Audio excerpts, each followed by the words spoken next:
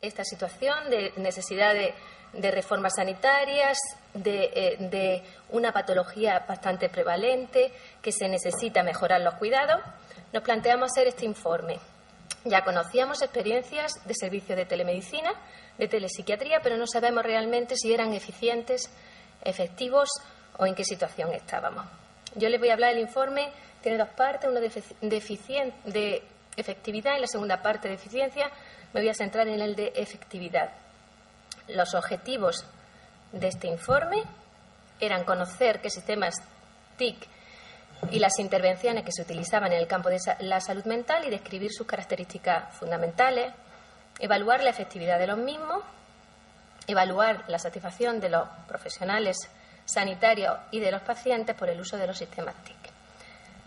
Para ello, realizamos una revisión sistemática de la literatura de los últimos, un poquito más, de los últimos 10 años, cuando lo empezamos, desde enero de 1997 a mayo del 2008.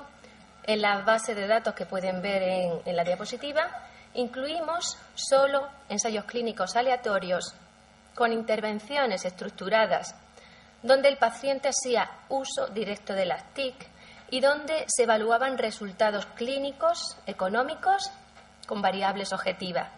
Excluimos aquellos ensayos donde solamente se utilizaba el teléfono, aquellos ensayos donde se explicaban intervenciones de educación, pero sin una evaluación de los resultados, o intervenciones preventivas donde no estaba claro el diagnóstico de los pacientes, también la drogodependencia, por considerarlas un campo algo más independiente, las TIC, el uso de las TIC solo entre profesionales, interconsulta a través de varios profesionales sanitarios, no que interviniera el paciente, y luego, por cuestiones de calidad del estudio, aquellos ensayos de menos de 10 pacientes. Este es el diagrama de flujo de la selección de la literatura. Obtuvimos 620 estudios potencialmente relevantes. Excluimos todos los que ven en la parte derecha de la diapositiva. 61 documentos fueron revisados con detalle. De ellos, solo 32 ensayos clínicos incluían nuestros criterios de inclusión y calidad. Fueron 32 ensayos porque uno de los estudios se publicó 2 veces, no duplicado. Cada documento contenía resultados diferentes. ¿Qué resultados presentaban estos ensayos? Bueno, los 32 ensayos evaluaban la asistencia de 4.026 pacientes con patología múltiple, porque incluimos todo tipo de patología. 4 estudios eran los pacientes habituales de una consulta de psiquiatría, aunque predominaban los trastornos depresivos. 8 eran puramente pacientes depresivos, 9 con trastornos de pánico y otras fobias, 5 con los trastornos de conducta alimentaria, 2 trastornos esquizofrénicos y un ensayo de cada una de las patologías que pueden ver. Trastorno de la ansiedad, estrés postraumático, trastornos obsesivos convulsivos, etc.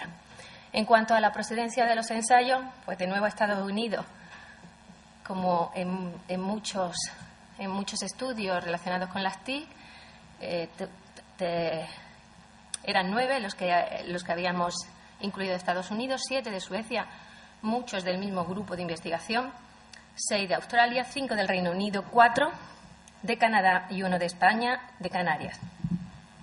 ¿Qué tecnologías? En general, la tecnología era diversa, pero considerábamos 3 grupos fundamentales. Uno eran los estudios que habían utilizado videoconferencia y, en este caso, realmente lo que habían hecho era la sustitución de la actividad tradicional del tratamiento cara a cara por el sistema de videoconferencia. En otros casos utilizaban sistemas multimedia interactivos, eran generalmente programas de autoayuda por pasos, donde los pacientes iban superando distintos niveles e incluso también había algún feedback por parte de los profesionales sanitarios vía email o teléfono. Y luego quizá había otros sistemas un poquito más complejos, o bueno, en general a mí me gustan más, no sé ya cómo lo ven ustedes, pero bueno, que ya incluían incluso chat y terapia de grupo. Y bueno, pues a mí me parecen que eran bastante interesantes. Las intervenciones en general estaban poco definidas, no había un programa claro en la mayoría de los casos de intervenciones y quedaban como terapia cognitivo-conductual. Igual pasaba muchas veces en la intervención utilizada en los grupos controles, donde eran cuidados usuales. En general, el objetivo de esos programas, pues en muchos casos era mejorar el autocontrol y el automanejo de los pacientes. En otros era más potenciar la adherencia del tratamiento, el diagnóstico o el tratamiento. En cuanto a la seguridad, hay que decir que ningún estudio presentaba efectos adversos o errores. También hay que señalar que ningún estudio había hecho un diseño para detectar la seguridad de los pacientes, con lo cual podemos decir que estas intervenciones son seguras, pero tampoco sabemos, tampoco se ha estudiado específicamente este campo, ¿no? Y en cuanto a la satisfacción, pues los pacientes se presentan bastante satisfechos. A los pacientes les supone, en muchos casos, pues no tenerse que trasladar a los centros y recibir un tratamiento más o menos oportuno, con lo cual los pacientes se suelen encontrar satisfechos. Los profesionales, por otro lado, pues no hay muchos datos, pero parece que suelen estar menos satisfechos y son más reacios a implantar las nuevas tecnologías. En esta diapositiva les pongo un poco lo que son las tablas de los resultados. Entonces pueden ver en la columna de la derecha lo que son los resultados. Bueno, estos son los estudios donde realmente se ha sustituido la terapia tradicional por videoconferencia. Estos estudios en general son bastante homogéneos porque simplemente los objetivos son básicamente igual, el control, la tecnología, y pueden ver ahí en la columna de los resultados que no hay diferencias significativas en cuanto a los síntomas o en cuanto a la satisfacción o en cuanto, generalmente, en casi ninguna de las variables. Aquí es otra serie de estudios ya de la depresión. Estos estudios ya no son tan homogéneos porque ya difieren en el grupo control. En la tecnología también hay sistemas de Internet o videoconferencia y otros, pero en general los resultados siguen siendo iguales. Es decir, aquí ya empieza a haber estudios donde el grupo control están los pacientes en lista de espera y, como es lógico, los pacientes que están en lista de espera sí que tienen peores resultados que los pacientes que se les ha dado una intervención, aunque sea por Internet. Por tanto, hasta ahora, por lo que estamos viendo, o no hay diferencias significativas o podemos decir que en algún aspecto de los resultados son positivos. En la esquizofrenia son estos dos estudios centrales. Uno de ellos es bastante interesante para potenciar la adherencia al tratamiento, pero realmente no consiguieron los objetivos. También en la fobia y el pánico, pues también son bastante heterogéneos, pero vuelven a reproducir los mismos resultados, o no diferencias significativas, o si los pacientes están en lista de espera suele ser mejor el grupo de intervención. Estos siguen siendo de ansiedad y de pánico y de fobias. Y los trastornos de la conducta alimentaria, la verdad que tienen bastante buenos resultados en general, son solo 5 ensayos.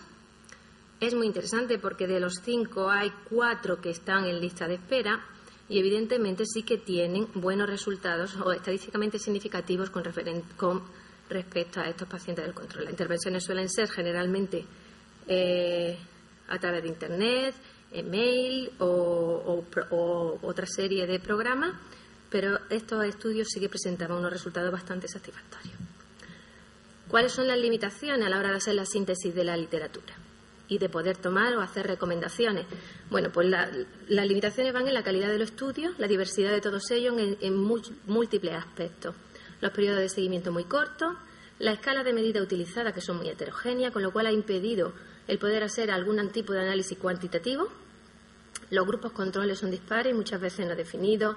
Las comparaciones ya entre distintas patologías es todavía más complicada porque, claro, cada uno tiene su criterio de inclusión, sus objetivos, es bastante. Y luego la calidad metodológica de algunos de los ensayos, aunque en realidad hay bastantes ensayos de buena calidad. Y las conclusiones, por tanto, que yo puedo decir es que la evidencia que vemos, que hemos analizado, orienta a considerar que la telepsiquiatría es un recurso factible y no ofrece diferencias significativas con la asistencia tradicional.